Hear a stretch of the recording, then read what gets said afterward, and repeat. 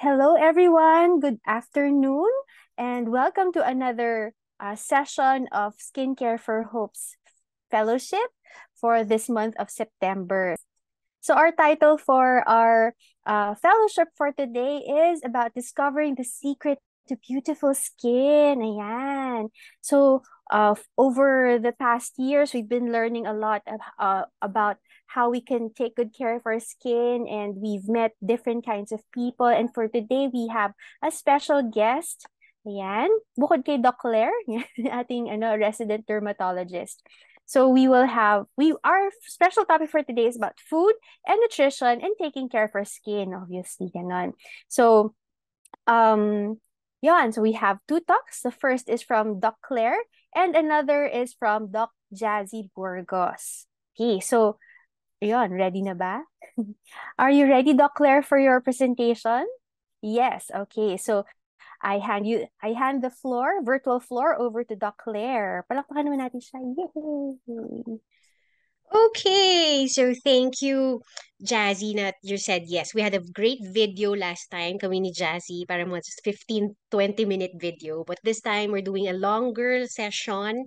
Kasi after that video, sabi ko, shucks, ang dami ko natutunan kay Jazzy. Sobrang dami. But to grace our afternoon, even if we're a small group, I'll have this really shared to more people, and I'm sure later this will multiply. So we'll ask the grace of the Lord just to bless us today.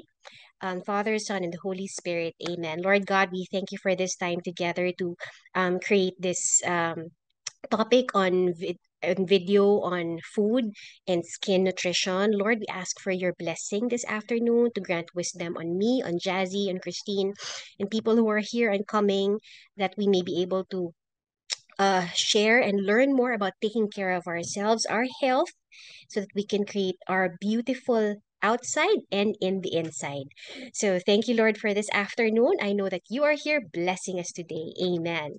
So to start, ako muna, no, Chris? I'll do a quick sharing on skin vitamins. Yeah, maybe Doc Jazzy, you know a lot about this now, but topicals ako. So, topical, topicals vitamins naman because we're dealing about self-care here in Skincare for Hope, no? Not just really about the skin, but our overall health. And right now, we're focusing on nutrition.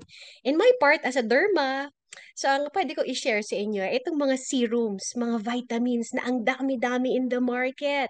And what are the important serums that should have? Minsan, it's really just marketing, nakakadala. But I want you guys to understand what these serums are and what the important serums that you have to have in your regimens. They could be serums or creams. First is your vitamin A. Actually, just be talking about vitamin A, B, and C. Vitamin A, I think, is one of the good ones for the skin. It's really known as retinol. And lagi niyo siyang maririnig kasi it's an anti-aging cream, anti-acne, it's usually a night cream. Night talaga siya ina-apply. So if ever you buy this, wag sa umaga nyo ilalagay. Sa umaga kasi it disintegrates with sunlight eh. Pero at night, when your skin is nice and calm, mas makakapasok siya and work its way. What does it do? It helps on exfoliation. Siya yung taga-renew ng skin. Tutuklapin niya yung dead skin cells on top para maka-grow back pa ang skin underneath. And it helps with the wrinkles and pigmentations. Actually, retinoid, pag may pecas or yung mga melasma, it's still a number one for us. It helps with the renewal of the skin plus the collagen underneath. Parang sinistimulate niya yung formation. So if you ask me, ano yung isa sa mga importanteng regimens, I think retinol. Anti-aging talaga siya. You start now, early, every day as a habit, tuloy-tuloy. It's very good to keep yourself looking young. Really nice and young, youthful looking skin. Mahirap siyang simulan kasi minsan it can be irritating, nakakapula ng balat. But just start very slow and very little. No, a pea-sized amount, yun ang sasabihin lagi sa inyo ng mga derma. Pea-sized amount, that should be enough. And combine it with a moisturizer. Kasi yung irritation, ika-counter yan ng moisturizer para hindi mamula masyado yung balat. But vitamin A is also found in food. At yan, magpapasko na. Kaya yung mga handa na kinuha kong pictures pang Christmas are well, of course, your carrots, your sweet potatoes, ito yung mga yellow foods, your pumpkin, and even the mango.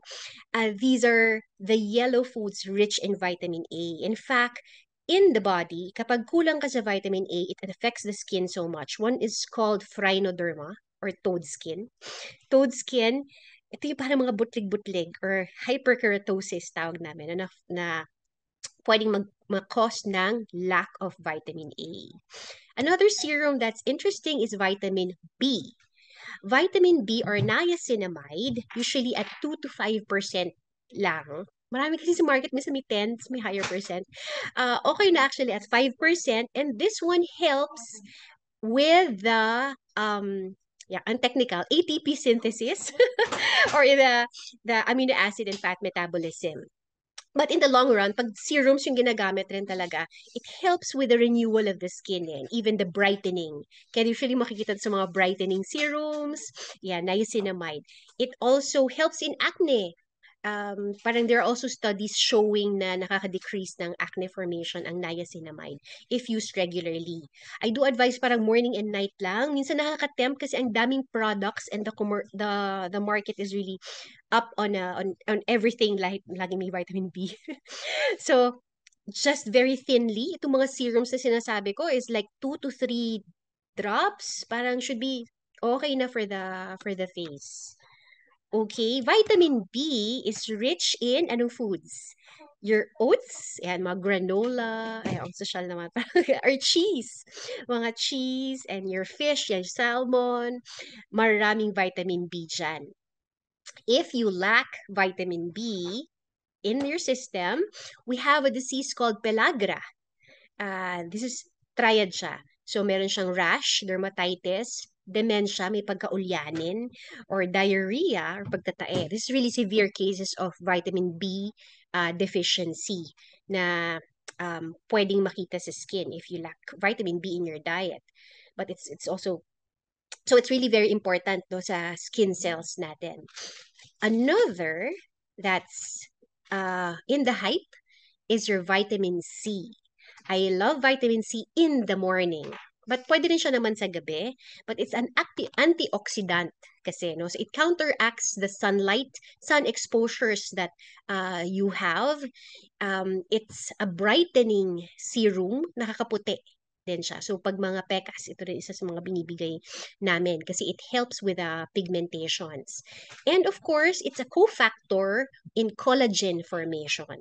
Ibig sabihin, kailangan yung vitamin C para yung mga collagen bundles mag-form. So that's para, that's your dermis, your firming of your skin, at nakaka-heal din siya ng mga wounds.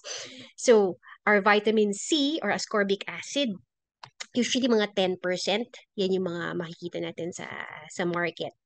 Vitamin C is available also in our fruits and vegetables, especially our citrus na food. So, ito yung mga dalandan, calamansi, oranges, apples, pineapples.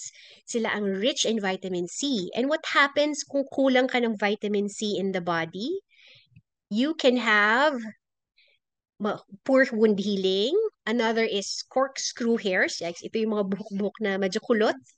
Dito sa picture na to. Petechiae. Petechiae is mabilis magdugo.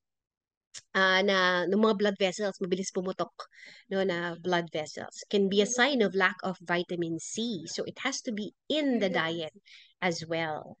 And these serums, so ABC, vitamin ABC, are very good, pero konti lang kailangan. Apply it on a clean face. So wash your face first, clean your face, and then squeeze out mga 2-3 drops in your palm, and then try applying it over your skin. Usually pwedeng nighttime, kahit once a day, or morning and night. Parang ganun lang yung frequency na kailangan. It's more of your regular rhythm na everyday nyo ginagawa, kaya makakatulong siya. And then one of my talks asked, naka-absorb ba talaga ng balat yan? Tubig kasi, di ba? Parang labnaw, ma-absorb ba daw talaga ng balat yon? Actually, yes. No, parang catch ang ating balat eh. But if you can apply a moisturizer on top, mas maganda pa yan kasi it can seal all the serums that you put in your face.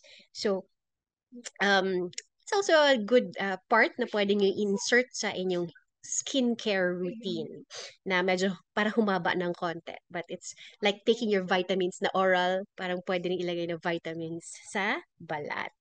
Okay? So, if you've noticed, our company, Skincare for Hope, really wants to bring hope and healing to sensitive skin. And ang diniscuss ko today is actually mga pagkain na parang pinakita ko sa inyo because I believe that healthy food in the inside brings a glow in the outside. And this afternoon, we are graced to have Dr. Jazzy Burgos. Now, she's my blockmate in college. Super bait, super generous in her time this afternoon. Maybe Christine will introduce you first, no? But that ends my sharing the skin vitamins, and let's learn more about skin nutrition. Skin. Okay.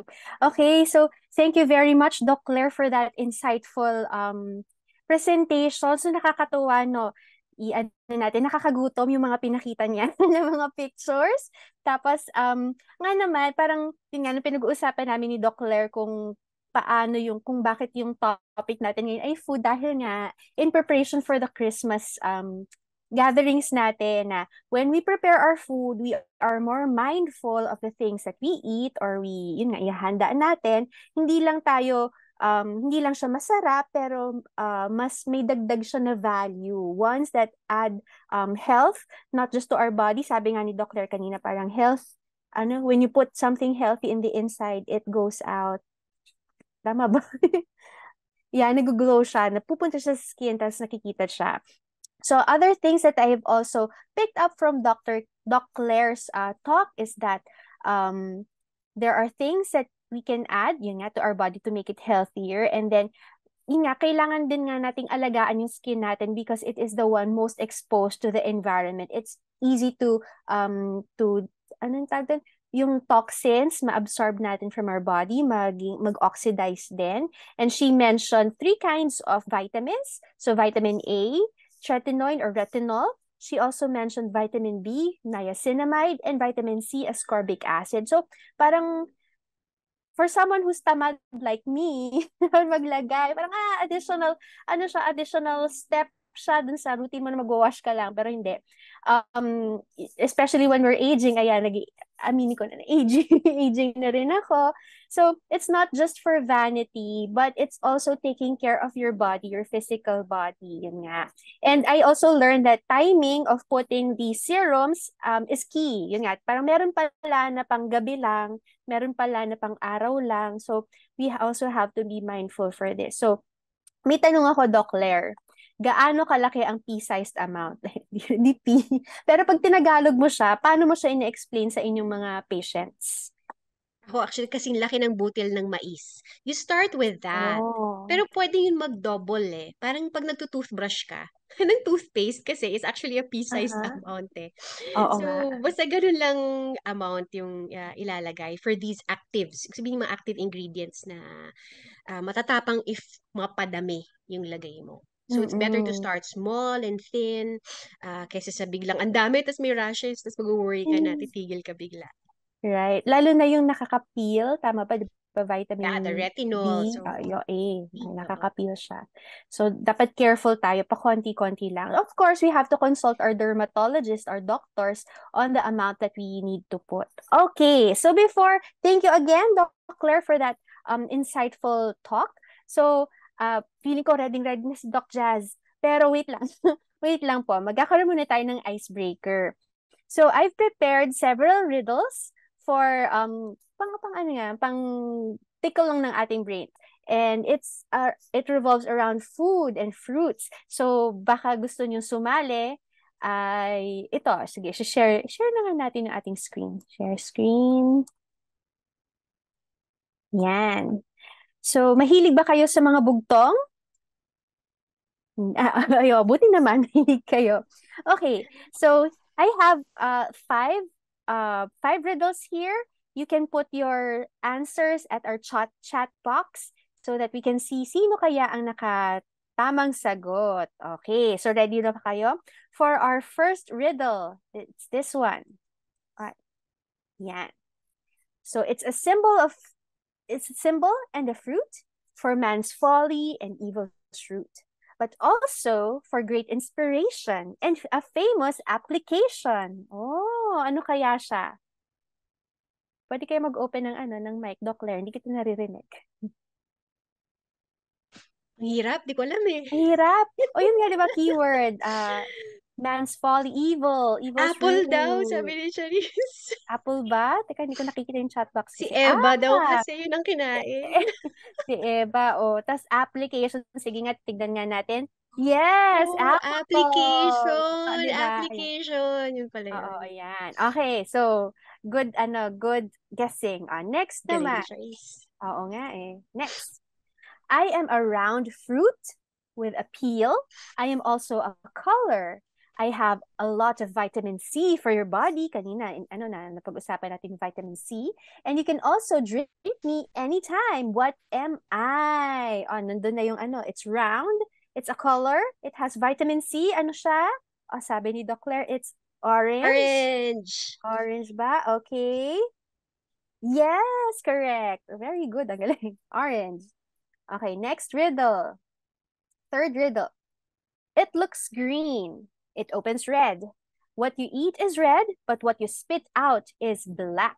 Boy, pero medyo challenging siya. Pahirap na pahirap to, by Ang the hirap way. nga ba yan? So, green daw siya sa labas. Pag binuksan mo, red siya. So, red yung kakainin mo, pero yung iluluwa mo, black daw siya. Ano kaya yon? Oh, may sagot si Doc Jazzy. Sagot niya ay watermelon? Is it watermelon? Ay, correct! Galing, oo, diba? Green on the outside, red on the inside. Well, sometimes yellow though. And the seeds are black and spit it out. Maliban nila kinakain yung butong pakwan. Iba yon. Yung Ang butong pakwan. galing! Hindi ko naisip yung Jassy. Siya. Okay, our fourth riddle. Ito, mahirap-hirap na to. I am a fruit. If you take away the first letter of my name, I become a crime. Take away the first two letters of my name, I become an animal. Take away the first and last letter of my name, I become a form of music. Ang hirap niya, kahit ako nahirapan ako. Oo nga, ang hirap. What is it? Clue. Marami siya. Marami siya. Pagkakainin mo siya, hindi lang isa. Parang masarap, parang satisfying ata kung marami kang kakainin ng ganon in one sitting. Tapos, ano pa ba? Ano pa bang other, meron siya, pwede siyang green, pwede siyang deep red or deep purple. Ang dami ng, ang dami ng hints. Grapes. Ayan, okay. Pero Ang bakit sabi ni siya Doc Claire ay, crime? teka, grape. Tama si Doc Claire, grapes. Pero, bakit pear? Ay, Mali. hindi. Pear pala. Hindi, mali. Hindi, tama Mali ka, ako. grape. Mali lang. Ako yung mali. Mali yung picture. So, bakit grapes? Kasi, di ba, grapes is spelled Grapes. If you take out the first letter of my name, ang matitira ay Rapes. So, crime. Grapes. If you take away the first two letter of my name, I become an animal. So, tinagal mo si G, tsaka si E, magiging, mali pala, tinagal mo si, first two letters, tinagal mo si G, tsaka si R, apes, magiging ape. Okay. Take away the first and last letter of my name, I become a music. So, take away G and E, ang matitira ay R-A-P, which is rap. Ayun. So, Rap. ang hirap naman ito. Ano ba yan? Ang galing. Galing Ang naman hirap mag-isip. naman, pero yes, good try, Doc Claire. Okay. So, ayun. Very challenging, pero nakakatuwa na na-tickle yung ating brain. So, hindi lang siya food for, yung ating talk ngayon, hindi lang siya food for the mind, but also tickling of the mind. Pangpalusot lang. Okay. So, thank you for your participation. And now we move on to our second speaker for the day. She's a molecular and clinical nutrition specialist. And she's a professor in pharmacology, medicine, and biochemistry, mental health, and she's an emotional intelligence advocate. She's also a devotional book author. Wow, highly very laudable naman ang ating speaker for today. And she's also from the University of the Philippines and good friend din ni Dr. Claire. Let us now welcome Doc Jazzy Burgos. Hello. Hello, everyone. Thank you again for the chance to share this very relevant topic that is also close to heart. Yan. This will just be very short kasi part of my presentation, napakaganda ng intro ni Doc Claire. Really prepared me for this short presentation. So obviously the title is Skin Nutrition because most patients, of course, we don't want them to look sick. Diba? Parang yun yung unang damit natin, yung skin natin. All right. So every person should have this kind of self-concept. You should always feel and look beautiful, feel and look healthy, feel and look strong. And everything starts with the mind. Diba? Whatever you perceive, you conceive. Diba? So, dun magsa-start yan. Kaya sobrang when Doc Claire is sharing the advocacy of this this movement, I'm just so proud and so grateful because I can think of a lot of people who needs this kind of community. Because whenever we are sick, parang sobrang halatang may sakit tayo, no? I always affirm those patients na, kasi 80% of my patients are cancer patients. Kapag pumupunta sa clinic na parang, grabe, mas mukha pa yata may sakit kay mother. Di ba? Sobrang glowing pa rin yung skin because we believe that the food that we eat today becomes the skin and the body that we will wear tomorrow. Ayan, so, okay. Right. So every one of us wants to be healthy, but again, when you say healthy, it's just physical. It's also mental, emotional, social, and spiritual. And all of this, kumbaga, every aspect will collaborate, no, to make you healthy. Because ngayon pa lang, I'd like to establish that you matter. Whatever you have been through, anong sakit yan, anong itsura, anong family background, you matter. That's why we are doing all these things for us. Parang I also advocate kasi self-care. Not really that self-love kasi iba-iba yung meaning ng self-love. Pero when you talk about self-care, it's all about stewardship. So meron kang i-initiate na dapat gawin to care for yourself. Why? Because, yan, sa mga doktor, no, we are very familiar that our food should be our medicine. No? During the ancient times, wala pang masyadong mga gamot. Talagang sa pagkain sila kumukuha. And now, meron na ngayong field of pharmacology. It's called pharmacognosy. We get the medicine from food. But the question is your food really your medicine? Or is it something that adds to the toxins in your body? No? So the question is, yun ba yung na-apply natin sa buhay natin? Because food gives joy and comfort. Diba? Kung tanungin ko kayo, marami kayong sigurong masasabi na, ito yung comfort food ko, ice cream, french fries, or dessert, or yung iba, simple lang, gusto ko lang ng turon. Diba? But the truth is, there are toxins in food. Yun yung malungkot doon. Masarap siyang kainin, di ba? Pero may toxins talaga. And toxins are killing us softly. No? It shortens our lifespan. And the sad truth is, we are the willing victims. Kasi, di ba, voluntary yung pagkain, di ba? Ikaw yung open yung mouth, yung mag-chew, yung mag-swallow.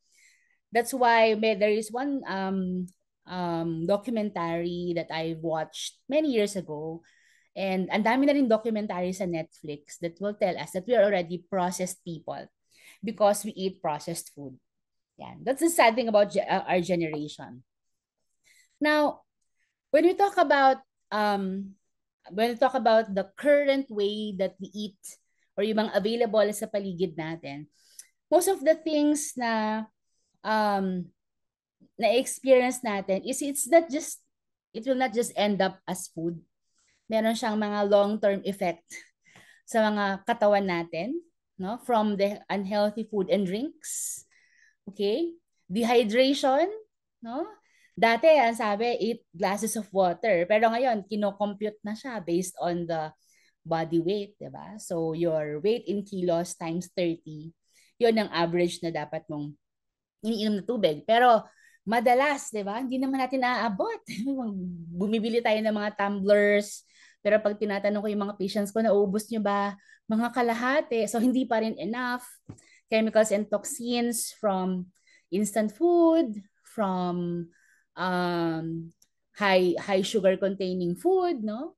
And idagdag mo pa dyan yung sedentary lifestyle, lack of sleep, nabanggit na ni Doc Claire kanina, poorly managed emotions, distress, not just stress, but distress, and of course, side effects of medications. So the question is, how do I renew my body? Diba? Kung medyo na-wear out na siya because of this cultural, mga traditions natin, yung mga practices natin, mga routines natin. So nakakatuwa, the way to renew our body is to go back to the basics. Grabe, no? Grabe ka, gracious ni Lord. Hindi mo kailangan ng sobrang highfalutin or sobrang complicated way to be renewed or to restore yung health ng body natin. Ang sinasabi niya sa atin is, go back to the basics. So ano yung mga basic na yon? Of course, these 4. Okay? Nutrition, exercise, sleep, and time management. So I'll just focus today sa nutrition. Alright. So nutrition. Okay. So ito na nakalista dito. Ito yung mga food that wears out our bodies. The food that are unhealthy for the skin and unhealthy for our all the systems in our body. Isa-isahin natin ng konti. Pero simple lang kasi baka maging maging convention. So pork, bakit? Because pork in itself is toxic, no? Buhay pa lang siya, toxic na siya. Very sensitive siya with all the pollutants in the environment. Whether it be air pollution, water pollution, na-absorb niya yun. 80% sabi sa mga studies. Absorb niya yung land pollution, water pollution, air pollution, kahit na noise pollution. Plus, syempre, wala namang kumakain dito ng baboy na buhay, di ba? So, pag niluto mo siya, for example, gawin mong fried, let's say, pork chop, di ba? So, yung pag frying itself, nakalagay dyan fried, frying itself is also toxic because there is no such thing as good oil for frying. Ang talagang purpose ng oil is not for frying. It is for salad dressing. Yun talaga siya. Why? Because when you expose the oil sa very high heat, it converts into a toxin. And it's called lipid peroxide, which dehydrates the internal organs, dehydrates the skin, and the rest will follow. All other inflammatory diseases like obesity, diabetes, hypertension, etc., etc. Okay, seafood. Ako, marami yatang magagalit sa akin dito. Sa seafood. Seafood, ano lang, for the simple reason na, mga ano lang to yung mga shells, mga clams, kasi hindi sila masyadong gumagalaw. So, law of gravity, pag nagtapon ka ng basura sa bodies of water, dun pupunta sa ilalim, no, sa bottom of the sea. At sila yung matatapunan talaga nung waste na yon. Of course, self-explanatory, junk food, instant good, fast food, no? Because of the preservatives and the way they were prepared, white starches, like too much dessert, yan, too much pastries, no? Because it can increase blood sugar. Of course, yung mga simple sugars like yung mga ano natin, yung mga favorite nating desserts also. So lahat dapat in moderation, no? Kasi minsan we just follow our cravings. Pero sa totoo lang, even in food, we have to discipline ourselves. We should not be shadow boxing pagdating sa nutrition because ang dami niyang repercussions kapag ka na-convert na yung malnutrition into a disease. No? Pagka meron ka ng diagnosis na medyo chronic. or medyo long term na, no? And of course, high omega-6. Nung unang panahon, ang ideal na omega-6 omega-3 ratio, ito yung mga ano yung mga nakakamaga na mga fats, no? Dapat yan, ang ratio niyan sa body natin, 1:1. Pero ngayon, wala nang ganun. No? Siguro, ang pinaka-healthy na ratio is 10:1. 10 parts of omega-6 and 1 part of omega-3. Okay. So, ano-ano yung mga food na yun? Sila pa din. Pork, beef, meron din, pero highest ang pork. Beef, meron din. Chicken, meron din, lalo na kapag kaprito. Ayan. So, ito yung mga iiwasan at lalayuan pagdating sa skincare. Now, Doc, naku yan, na mismo yung kinakain ko eh. Ano naman yung dapat kong kainin? Anong ipapalit ko? Okay, doon na tayo magfo-focus, no? Alright, so halos lahat din nabanggit na ni Doc Claire kanina. All vegetables, okay? But choose the more purple ones. The purpler, the better. The redder, the better, because the more purple it is, the higher the levels of flavonoids and antioxidants. So yun yung mga bioactives that are replenishing and restoring yung mga imbalances sa mga katawan natin. Legumes, naku Dok, hindi pwede yan kasi may arthritis ako, masakit yung mga joints ko. For some reason, ang classification ng legumes, mga sitaw, ganyan, ay mga beans, no? Ang classification niya is anti-inflammatory. It means it will not cause inflammatory or inflammation or pamamaga sa ating katawan. Eh, Dok, ba't ganun? Kapag kumakain ako ng munggo, sumasakit yung mga buto-buto ko. So ang tanong, ano bang sahog ng munggo? 'Di ba? Ay, ang sahog po ng munggo ay pritong baboy din, chicharon, 'di ba? So yung po yung nakaka-cause ng inflammation. What else? Fruits. Nabanggit na din halos ni Doc Claire kanina. No, but choose those fruits which are high in vitamin A, B, C, especially E.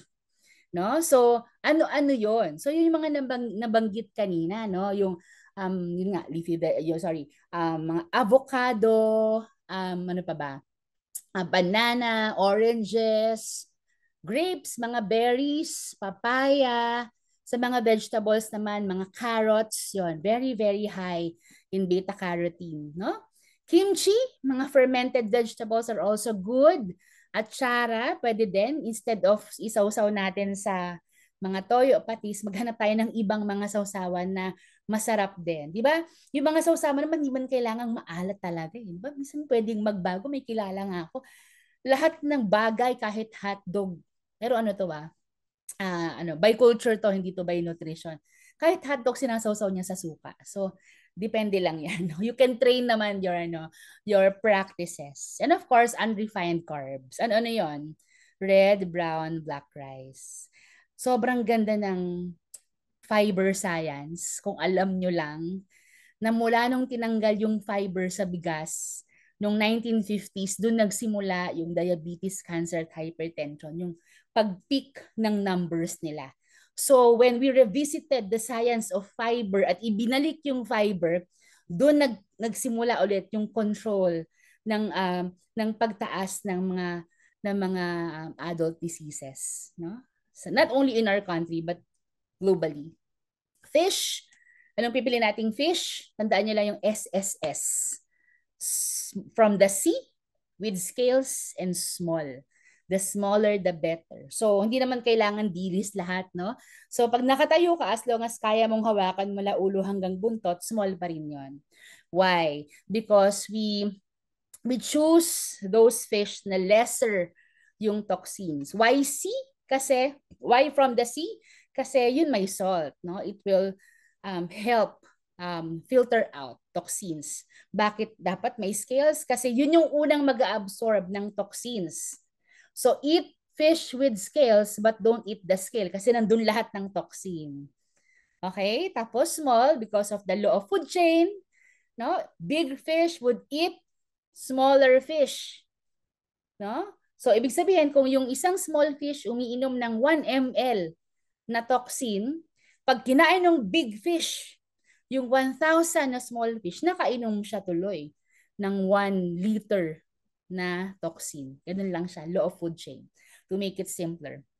Eggs, anong klaseng eggs? Not super hard-boiled, mas maganda yung malasado. Medyo soft-boiled tayo. No? Sardines, yung mga ayuda ni Mayor. Ayan, healthy yan for the skin, no? Especially yung mga nasa glass jar, no? And then nuts, mas better yung tree nut, yung nasa puno kaysa yung root nut. May mga nasa puno, almonds, yan, hazelnut, no? Pili nuts, they are good nuts for the skin. Sa milk, well, sa milk medyo controversial because may mga milk na very high in sugar also, very high in fat. So for this, I encourage you to ask your nutritionist. No? Kasi may mga nababagay kasi na mga gatas para sa different kinds of people. And of course, wala nang ibang best beverage than mineralized water. When I say mineralized, di kailangan pure water, mas maganda yung merong electrolytes.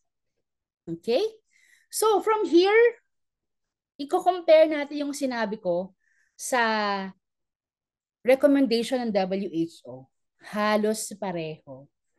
No? So, ibig sabihin, ito na talaga ang nire-recommend, no? Not only to sick people, but even to healthy-looking individuals. Okay? So, what you eat na may sakit ka, pwede mo na siyang i-share sa family mo para ma-prevent nila yung mga possible na sakit. And you know what? Whatever sickness that we have inside, nilalabas siya, nakikita siya, no, outside. Kaya sobrang, sabi ko kanina, I admire those patients na hindi mukhang may sakit. No? And nakikita ko rin yung trend na whenever, pag ganun yung features ng patient ko, sobrang bilis ng recovery nila. Yan. So, from there, I can say that nutrition is king, but exercise is queen. No? Don't forget to move. Hindi lang nutrition, move din tayo. Mag-build tayo ng muscles because muscle is the organ of longevity. No? The higher the muscle mass, the stronger it is, the healthier we are. Sabi dito, put them together and build a kingdom. So, if you want to know more about yung combination ng sleep, time management, mental health, sa mga susunod na yun. But for now, that's all that I can share about nutrition and exercise. Thank you. Hey, thank you very much, Doc Jazzy. Nakakatuwa kasi parang easily understandable yung kanyang in-explain sa atin. Ang sarap makinig pa. Tama si Doc Claire kanina. Parang I want to listen more. Parang ang dami pang pwedeng pag-usapan. And in the meantime, here are the things that I picked up from Doc Jazzy's talk. So it was glaring to me that she said skin is our first clothing. Unang damit. O nga naman, kasi pinanganak tayo, yun yung ating suot. Wala nga suot. Skin. So, kailangan natin yung alagaan. And she mentioned that we strive to feel and look beautiful, healthy, and strong. And then we also have opportunities to renew our body by taking care of those little things sa ating pangangatawan. She mentioned about food, about exercising, about getting good sleep and time management, among others. Pero nag-focus siya sa food ngayon. Ayan. And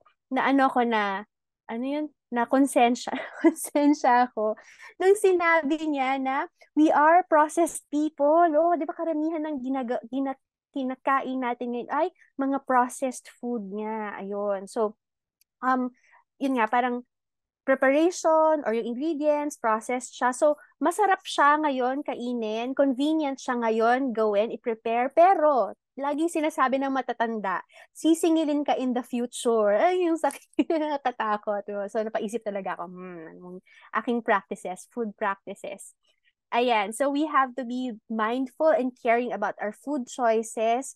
Tapos she mentioned about kahit yung food source, saan galing yung food natin, Tapos, may narinig pa akong food chain. Di ba, natuwa ako kasi nagtuturo ako ng human ecology.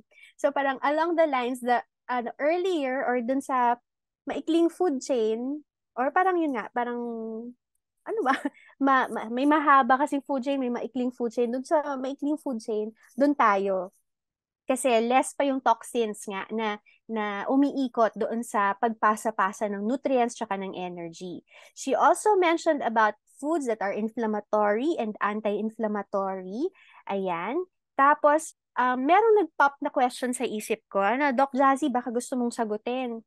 Yun. So parang, it seems, or may notion tayo, karamihan ng mga tao na healthy eating or mindful eating, parang pangmayaman siya. Di ba parang ganun kasi, yung term ganyan, uso siya sa mga mayayaman. Pero paano naman yung may mga hindi ganun kamiyaman or nasa low income?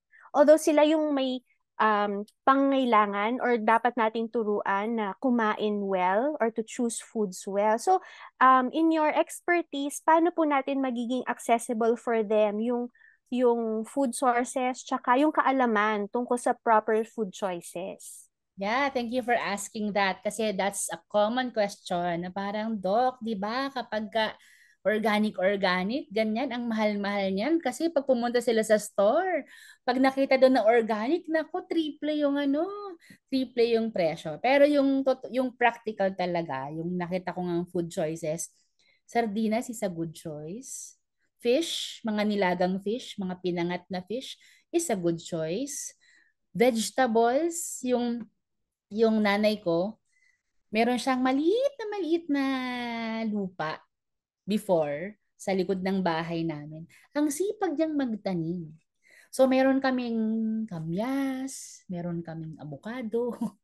Meron akong kakilala sa backyard nila, meron silang pero Davao 'yun, meron silang durian, no? And I also, yun nga, yung nag-grad school ako, sabi ko pwede pala ako talagang mag-farming sa bahay ko. Yung mga madalas naming inuulam. So, sa likod namin, meron kaming mga alugbati.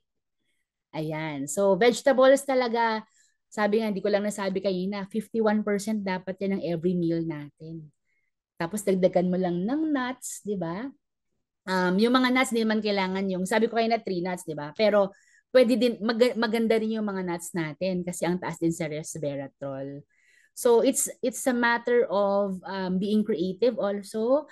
And if you want to check the website of FNRI, Food and Nutrition Research Institute, meron sila dong mga meal plans na sobrang abot kaya. Nakalagay din doon yung magkano yung budget per meal for a family of 5. So they can check on that para may idea sila na hindi kailangang mahal para maging healthy. That's right. So, aabot po ba ng 1,000 pesos kada linggo para Hindi sa ko, pamilya? hindi ko makomit yan, pero ang sure ako, kaya siya ng Kaya siya. wage. Yes, especially when you plan. So, parang Yes. ako naman coming from a family development perspective, yun nga, parang eating healthy, you do it as a family, you talk about it and plan about it and work on it as a family. Para hindi lang si mommy yung nag-iisip kasi nakakapagod yun, tas picky eater pa yung mga kids tsaka yung other members of the family. So, involving them in the process, yung pagpili ng pagkain ay makakatulong din sa healthier eating ng buong pamilya. Correct. Ayan. Agree. So, yes. Thank you very much, Doc Jazzy. Baka may question po yung ating mga kasama ngayon. Si Miss Noreen yata, si Samsung XSM, si Miss Charles. May question po ba kayo? You may want to open your microphones. Ako, Chris, ganda ng sinabi mo, no? For the kids, parang you have to involve it as a family and teach them to eat healthy ng bata pa lang. Oh my gosh, hirap ako dun. Ayaw kumain ng gulay ng mga anak ko. We'll get there. It's a process.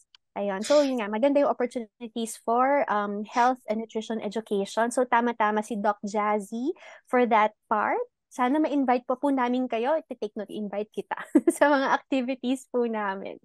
Ayan, okay. So, I think we can move on. We can move forward sa ating program. So, the talk for today has been recorded. Good news. It has been recorded and will be made available sa mga platforms po ng Skincare for Hope. And one of the platforms that we can proudly launch now ayan, is in YouTube. Wow! Vlogger po. May show po si Doc Claire at ang Skincare for Hope team, and it's entitled Skincare for Hope, Hope Series. Ayan, naka 9 episodes, 10 na yata. At magiging 11th, oops, yung dog. 11th na po itong ating episode for today. So, you may want to check out our previous talks para makakatch up po sa ating mga topics. And we look forward for more discussions. Ayan. Okay, so yun pa. And you can also check out our Facebook and Instagram to be updated sa mga promos and products ng Skincare for Hope. Okay. Yan. So, I think that is all.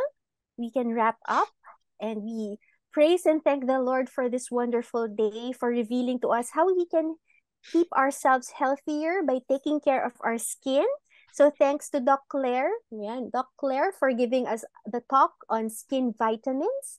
And for Doc Jazzy, hello Doc Jazzy, nasan ka? Ayan, thank you also for giving us a talk on how to take care of our bodies. Yeah, not just the skin, but the totality of our being by being mindful of the things that we eat. Okay, so thank you also for our participants for today. Yan, kay Ms. Charles, tsaka kay Ms. Noreen. Ayan, hello sa inyo. And we also extend our greeting to our viewers na hindi nakasama sa ating live. So sana makasama kayo sa susunod, and it will be around November-ish. Pero we'll make an announcement and advanced sending of our Zoom link. Okay, so with that, thank you very much again, and we hope that you have a wonderful season and a healthy skin and body and mind. So thank you again. Goodbye.